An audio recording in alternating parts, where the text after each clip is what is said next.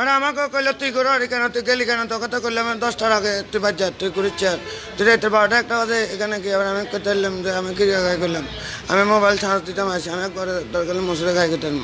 mobile charge নেই আধা হয়ে গেছে কিংবা চার্জ দিতাম আমি ঢুকছি আর আমি তাদেরকে আটতে নাতে এমনি এমনি কেমনে কেমনে করলে দেখলাম আমরা দেখবার পরে ক্যামেরা টান দিলে সিভিল সার্জন ডিফেন্স প্রশাসন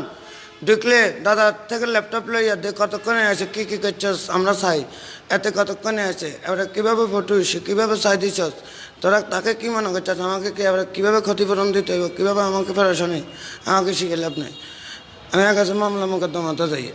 যেভাবে আমাকে কী মনে করছে একবার ইমুর ভিতরে আমাকে বাইল বোকা দিয়ে নাচি বেটি